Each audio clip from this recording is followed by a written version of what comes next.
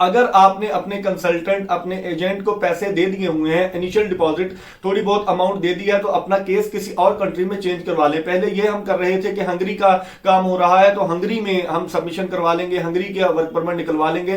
तो आपको मैंने कल की परसों की वीडियो में मैंने बताया कि हंगरी का काम भी रुक चुका है, लिथुआनिया, हंगरी, रोमानिया की भी डाउटफुल सिचुएशन हो गई है, तो इन कंट्रीज का अभी ना करवाएं। तो आपने लिथुआनिया लैंड करने के बाद क्याम किधर करना है, यानी कि आपकी रेजिडेंस कहां पर है, वो कंपनी ने अपना बताया है कि हमारे पास आकर ये बंदा रहेगा। उसके बाद आपने खाना पीना कहां से, वो भी कंपनी ने बोला है कि हमारे पास आकर खाए पिएगा, और उसके ट्रेवल एक्सपेंसेस सारी चीजें उसमें वाजे तौर पर लिखी हुई हैं। एक ये डॉक्यूमेंट है, आपका 89 डेज का कोर्स है, जिस कैटेगरी में वो जा रही हैं, मिसाल के तौर पर वेल्डर की कैटेगरी में जा रही हैं, तो उसी का उनको कोर्स ऑफर कर दिया है। शॉर्ट टर्म ट्रेनिंग कह लें, एक वोकेशनल ट्रेनिंग, ये हमारे पास बंदा ये ट्रेनिंग करने के लिए आ रहा है, 89 डेज हमारे पास ट्रेनिंग करेगा और वापस चला जाएगा, ये उस कोर्स का मकसद है।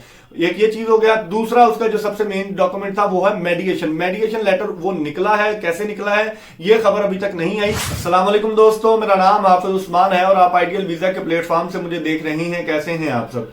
उम्मीद करता हूं आप सब खैर आफियत से होंगे। आज की वीडियो में हम एक मरतबा फिर लिथुआनिया इमिग्रेशन को डिस्कस करने जा रही हैं। लिथुआनिया के हवाले से बहुत सारी वीडियोस डे बाय डे मैं अपडेट देता रहता हूं, मेरे चैनल पर मौजूद हैं। लेकिन आप जानते हैं कि लिथुआनिया के हवाले से बहुत सारे लोग कशमकश का शिकार हैं। कुछ लोगों ने अप्लाई किया हुआ है, कुछ के वर्क परमिट आए हैं और कुछ लोगों के माइग्रेट्स निकल आए थे, उनकी अपॉइंटमेंट्स हैं।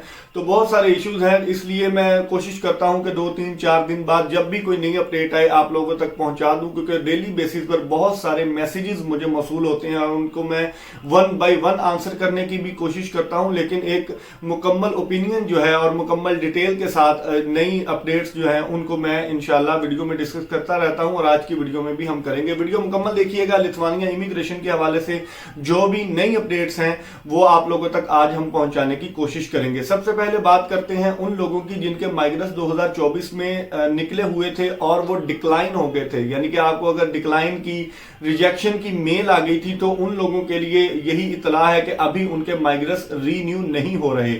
माइग्रेट्स डिपार्टमेंट ने अभी कोई रीन्यू नहीं किया नया माइग्रेट्स जो कि पहले डिक्लाइन हो गया था, या जिनको रिजेक्शन की मेल आ गई थी, या जिनको डिक्लाइन की मेल आई थी। आपको किसी तरह की भी मेल आ सकती है। तो अगर आपका ये वाला मामला है तो आपके माइग्रेट्स रीन्यू अभी नहीं हो रहे। 14 जनवरी 2025 आज की डेट है, आज तक अभी तक कोई नया माइग्रेट्स रीन्यू नहीं हुआ 2025 में।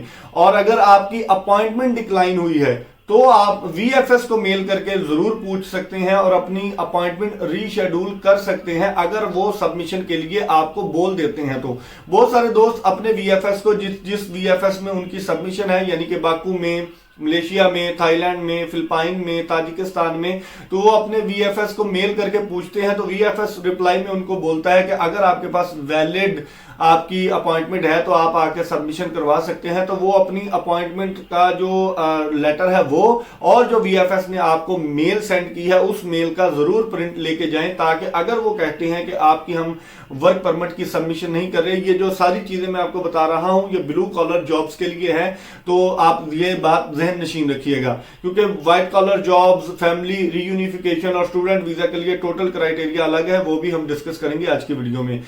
तो जो लोग इस तरह मेल आपको रिसीव होती है वीएफएस की तरफ से, तो अपनी मेल का प्रिंट लें, अपनी अपॉइंटमेंट का प्रिंट लें और टिकट करवाएं और चले जाएं। और आपको डिक्लाइन की मेल भी नहीं आती तो आप जाकर सबमिशन करवा सकते हैं। ये मैं अपने तौर पर बता रहा हूं, आप अपनी रिसर्च करके मुकम्मल जरूर जाइएगा, क्योंकि अभी तक की जो इतलात है। चलिए अब इस बात की तरफ अगर ज़िम्नन बात आ गई है तो ये भी बता देता हूं कि अभी तक 14 जनवरी 2025 आज की डेट है, सिर्फ और सिर्फ एक वीएफएस, मलेशिया वीएफएस में लिथुआनिया टीआरपी के लिए, ब्लू कॉलर जॉब्स के लिए सबमिशन हो रही है। अभी तक जो इतलात थी वो सिर्फ हवाओं में थी, मेरे पास कोई मुसद्दका न्यूज निकल के नहीं आ रही थी। आपको मालूम है जब तक मेरे पास मुसद्दका इतला नहीं होती, मैं पिछली वीडियोस में मैंने ये जरूर बोला है कि मलेशिया में सबमिशन हो रही है, लेकिन अभी तक कंफर्मेशन का भी मैंने ये भी बोला था कि कंफर्मेशन मेरे पास नहीं है। ये हवाओं में बातें थी। लेकिन आज जो भाई मेरे मलेशिया में सबमिट करवा के आए हैं अपनी फाइल को, उनके टोटल प्रूफ मेरे पास है। स्लिप अगर हो सका तो मैं स्क्रीन पर भी चला दूंगा, उनकी फोटो फोटो भी दिखा दूंगा, उनकी अपॉइंटमेंट की डेट भी शो करवा दूंगा। अल्हम्दुलिल्लाह उनकी मलेशिया वीएफएस में लिथुआनिया टीआरपी के लिए और वेल्डर की जॉब है उनकी या कंस्ट्रक्शन वर्कर की थी, मुझे दोनों में से कंफ्यूजन है, तो मैं आपको दोबारा कंफर्म कर दूंगा इंशाल्लाह। अगर आप मुझे व्हाट्सएप में आकर पूछेंगे, व्हाट्सएप ग्रुप का बाय द वे लिंक भी डिस्क्रिप्शन में मौजूद है, आप वहां जाकर ज्वाइन होकर अपने सवालात कर सकते हैं। बहुत सारे दोस्त इस प्रोसीजर से गुजर रहे हैं तो वो भी आपको आंसर कर देंगे। अगर आप इनिशियल स्टेज पर हैं और अगर आप आगे भी पहुंच चुके हैं तो आप दूसरों को गाइड कर सकते हैं। इस तरह अपडेटेड रहने का ये बड़ा आसान तरीका है। तो ये बात आपके लिए क्लियर हो गई। बड़ी अच्छी न्यूज है, खुशखबरी है कि मलेशिया में टीआरपी के लिए, लिथुआनिया टीआरपी के लिए वीएफएस में सबमिशन हो रही है। लोअर कैटेगरी में हो रही है, ब्लू कॉलर जॉब में हो रही है और कंस्ट्रक्शन वर्कर या वेल्डर इस तरह की कोई जॉब है, यानी कि नॉन स्किल अनस्किल्ड वर्कर में ये सबमिशन हुई है। कोई ट्रक ड्राइवर नहीं है, कोई हाईली क्वालिफाइड नहीं है, कोई डॉक्टर नहीं है, कोई इंजीनियर नहीं है, छोटी कैटेगरी में सबमिशन हुई है और बिल्कुल हुई है। और ये कैसे कर रहे हैं, मुझे अभी तक ये लॉजिक समझ नहीं आई। अगर कोई मुझसे आके ये पूछे कि सर ये कैसे पॉसिबल है कि लिथुआनिया वाले सिर्फ मलेशिया को अलाउ कर रहे हैं वीएफएस को सबमिशन के लिए, थाईलैंड वाले क्यों नहीं कर रहे, बाकू वाले क्यों नहीं कर रहे, फिलिपाइन वाले क्यों नहीं कर रहे, तो इसका मेरे पास न किसी के पास भी कोई आंसर नहीं है। दुबई वाले बहुत परेशान हैं, जो दोस्त मेरे दुबई से अप्लाई कर रहे हैं और इवन दैट उनके ट्रक ड्राइवर्स के टीआरपी निकलने थे, उनकी भी सबमिशन नहीं हुई। तो क्यों नहीं हो रही और क्यों नहीं की जा रही, ये अभी तक कोई सिचुएशन समझ में नहीं आ रही।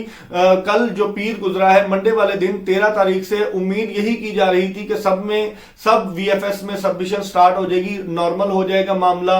बहुत सारे लोगों ने पेड अपॉइंटमेंट्स ली हुई हैं, तो बहुत सारी कंफ्यूजन का शिकार है। माइग्रेस डिपार्टमेंट खुल के कोई बात बता नहीं रहा और जो नए माइग्रेस निकलने वाले दोस्त हैं जिन्होंने अभी केसेस अप्लाई किए हैं, वो लोग अभी अप्लाई ना करें। मैं आपको हाथ बांध कर ये इल्तिजा करता हूं कि अभी जो लिथुआनिया का काम है वो रुका हुआ है। तो अगर आपने अपने कंसल्टेंट, अपने एजेंट को पैसे दे दिए हुए हैं, इनिशियल डिपॉजिट थोड़ी बहुत अमाउंट दे दी है, तो अपना केस किसी और कंट्री में चेंज करवा लें। पहले ये हम कर रहे थे कि हंगरी का काम हो रहा है तो हंगरी में हम सबमिशन करवा लेंगे, हंगरी के वर्क परमिट निकलवा लेंगे।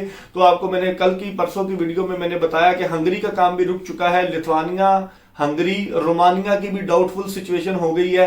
तो इन कंट्रीज का अभी ना करवाएं। क्रोशिया का आप करवा सकते हैं, स्लोवाकिया का आप करवा सकते हैं, स्लोवेनिया का, लाटविया का, ये 4-5 कंट्रीज शेंजन जोन के मैंने आपको बता दिए। इन पर डिटेल से वीडियो भी मैं बना दूंगा कि आपको इन हालात में किन कंट्रीज की तरफ मूव करना चाहिए। और बहुत ज्यादा नॉर्वे की मालूमात चल रही है मार्केट में कि नॉर्वे के वर्क वीजाज, वर्क परमिट निकल के आ रहे हैं, तो उस पर हम सेपरेट व्लॉग करेंगे जिसमें डिटेल से आपको मैं डिस्कस करके बताऊंगा कि आप नॉर्वे का अप्लाई कर सकते हैं या कि नहीं कर सकते। चैनल पर अगर नए हैं तो चैनल आप सब्सक्राइब जरूर कर लीजिए। आने वाले दिनों में इस तरह की अपडेट्स आती रहेंगी इंशाल्लाह, और आती रहती हैं। मैं कोशिश करता हूं कि आप लोगों को नई से नई अपडेट्स यूरोप वीजा के हवाले से फ्राहम करता रहूं। तो 2-3 चीजें थी वो क्लियर हो गई कि आप लोग जो नए माइग्रेस निकलने वाले हैं वो नहीं निकल रहे। जिनके माइग्रेस निकले हुए हैं, अगर उनकी मलेशिया वीएफएस में सबमिशन है तो वो अपनी टिकट करवाएं और जरूर जाकर सबमिशन करवाएं। ये प्रूफ मैंने आपको दे दिया। कल वो सबमिशन बंद कर दें ये भी कोई पता नहीं है,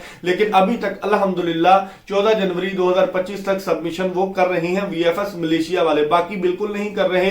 या ये भी हो सकता है कल मेरे क्लाइंट की यानी कि 13 जनवरी 2025 की अपॉइंटमेंट थी बाकू में, वीएफएस बाकू में, वहां पर वो अपीयर नहीं हुआ सिर्फ इस वजह से कि वहां पर सबमिशन नहीं हो रही। लेकिन अभी तक वहां कोई बंदा गया है तो नीचे कमेंट बॉक्स में जरूर बताएं कि वहां जाकर आपने सबमिशन करवाने की कोशिश की भी थी या फिर सारे दोस्त यही न्यूज सुन के रुक गए हैं कि हमारी टिकट ना जाया हो जाए और उन्होंने ट्रेवल ही नहीं किया। तो ये बातें सारी थी। स्टूडेंट वीजा के लिए कोई परेशानी नहीं है, फैमिली वालों के लिए कोई परेशानी नहीं है और ना ही हाईली क्वालिफाइड लोगों के लिए परेशानी है। जिनकी सैलरी 2000 यूरो से अबव है तो उनके लिए कोई ऐसा इशू नहीं है। बेसिक सैलरी आपकी इतनी होनी चाहिए तो आपका लिथुआनिया में भी काम हो जाएगा और आप इसी तरह एक्सटर्नल सर्विस प्रोवाइडर में जाकर अपनी फाइल सबमिट करवा सकते हैं। अब बढ़ते हैं उस बात की जानिब कि लोग मुझसे सवाल करते हैं कि सर पाकिस्तान में सबमिशन कब स्टार्ट होगी। मैंने पिछले दिनों में भी बताया, आज फिर आपको डिटेल से बताने जा रहा हूं कि जिन लोगों के पाकिस्तान में सबमिशन पिछले दिनों में हुई है वो कैसे हुई है वो मैं आपको बता देता हूं। कंपनी ने उनको डायरेक्ट हायर किया था, नंबर 1। दूसरी बात यह है कि कंपनी बहुत बड़ी थी, यानी कि हाईली टैक्स पेड कंपनी थी जो कि लिथुआनिया में अपना टैक्स पे कर रही थी। कंपनी ने उनको माइग्रेस भी इशू किया, ताजिकिस्तान की उनकी दुशंबे की अपॉइंटमेंट्स भी थी, अपॉइंटमेंट उनकी जाली निकल आई, उनका ट्रेवल जाया गया। उसके उसके बाद माइग्रस निकलना बंद हो गए, माइग्रस उनके एक्सपायर होने वाले थे, माइग्रस निकलना बंद हो गए, और उसके बाद फिर ये डाउटफुल सिचुएशन स्टार्ट हो गई कि सबमिशन होगी या नहीं होगी। फिर उन्होंने अपनी कंपनी के साथ राब्ता किया, तो कंपनी ने उनको ऐसे अकोमोडेट किया, आप अगर डायरेक्ट अप्लाई कर रहे हैं तो आप भी अपनी कंपनी को ये बोल सकते हैं इस तरीके से पाकिस्तान में सबमिशन हुई है, तो आप भी हमें ये वाले डॉक्यूमेंट्स प्रोवाइड करें। 3 चीजें उन्होंने प्रोवाइड की, एक invitation letter number 1, number 2 is कि आपका जो 89 डेज का, क्योंकि सी वीजा जो होता है वो मैक्सिमम भी हो तो 90 डेज से अबव आप किसी भी कंट्री में सी वीजा कैटेगरी पर, टूरिस्ट कैटेगरी पर, बिजनेस वीजा की कैटेगरी पर कयाम नहीं कर सकते 90 डेज से ज्यादा। तो उन्होंने 89 डेज का उनका एक छोटा सा शॉर्ट टर्म कोर्स तैयार किया कि आप इस कोर्स में हमारे साथ इनरोल हो जाएं, और उस कोर्स की जो टर्म्स एंड कंडीशंस लिखी हुई थी उसमें क्लियरली वाज़ेह था, 6 से 7 सफ़ों का वो सारा कॉन्ट्रैक्ट है। उसमें ये लिखा हुआ है कि आपने आकर इधर रहना कहाँ है, आपने लिथुआनिया लैंड करने के बाद क्याम किधर करना है, यानी कि आपकी रेजिडेंस कहाँ पर है, वो कंपनी ने अपना बताया है कि हमारे पास आकर ये बंदा रहेगा। उसके बाद आपने खाना पीना कहाँ से, वो भी कंपनी ने बोला है कि हमारे पास आकर खाए पिएगा, और उसके ट्रेवल एक्सपेंसेस, सारी चीजें उसमें वाज़े तौर पर लिखी हुई हैं। एक ये डॉक्यूमेंट है, आपका 89 डेज का कोर्स है, जिस कैटेगरी में वो जा रही हैं, मिसाल के तौर पर वेल्डर की कैटेगरी में जा रही हैं, तो उसी का उनको कोर्स ऑफर कर दिया है, शॉर्ट टर्म ट्रेनिंग कह लें, एक वोकेशनल ट्रेनिंग, कि हमारे पास बंदा ये ट्रेनिंग करने के लिए आ रहा है, 89 डेज हमारे पास ट्रेनिंग करेगा और वापस चला जाएगा, ये उस कोर्स का मकसद है। एक ये चीज हो गया। दूसरा उसका जो सबसे मेन डॉक्यूमेंट था वो है मेडिएशन। मेडिएशन लेटर वो निकला है, कैसे निकला है ये खबर अभी तक नहीं आई, तो ये बात आपको मैंने पहले भी बताई थी, अब भी बता रहा हूं कि 3 डॉक्यूमेंट, इनविटेशन लेटर, आपका मेडिएशन और आपका 89 डेज का जो कोर्स है कंपनी ने वो लगाया है, और उसके साथ बैंक स्टेटमेंट जो है 15 से 20 लाख रुपए की आपके अकाउंट में वो होने चाहिए, और उसके साथ आपका पीसीसी, आपका पासपोर्ट, आपका एनआईसी, और ये सारी चीजें जो रिक्वायर्ड होती हैं सी वीजा के लिए, वो आपने अपने साथ लगा के हंगरी एम्बेसी में पाकिस्तान में लिथुआनिया के लिए सी वीजा की, पहले उन्होंने टूरिस्ट वीजा की, सी वीजा की कैटेगरी में टूरिस्ट वीजा यानी कि विजिट वीजा की अपॉइंटमेंट लेके सबमिशन करवाने की कोशिश की, लेकिन हंगरी एम्बेसी ने उनको डिक्लाइन कर दिया इस वजह से कि आप ये टूरिस्ट वीजा पर नहीं जा रहे, लिहाजा आप बिजनेस वीजा की अपॉइंटमेंट लें। तो उन्होंने बिजनेस वीजा की अपॉइंटमेंट लेके 5 से 6 बंदों की सबमिशन हुई है, ये तरीकेकार हुआ है। अब आने वाले दिनों में रिजल्ट क्या आता है वो भी मैं आप दोस्तों के साथ शेयर करूंगा कि रिजल्ट क्या आने वाला है, और पॉजिटिव आया है या नेगेटिव आया है। 20 तारीख को एक बंदे की और सबमिशन है पाकिस्तान में हंगरी एम्बेसी में, लिथुआनिया सी वीजा के लिए, बिजनेस वीजा के लिए, सेम इसी तरह जिस तरह ये तरीकेकार मैंने आपको बताया है। तो वो जब सबमिशन हो जाएगी तो उसके डॉक्यूमेंट्स मेरे पास इंशाल्लाह आएंगे, तो मैं फिर आप लोगों को क्लियरली वो दिखा सकूंगा कि इंशाल्लाह कि इस तरह ये वाले डॉक्यूमेंट्स आप अपने कंपनी से, आप अपने एजेंट से रिक्वायर कर सकते हैं कि लिथुआनिया जाने के लिए अब ये वाला काम होने जा रहा है पाकिस्तान में, इस तरह से सबमिशन होगी।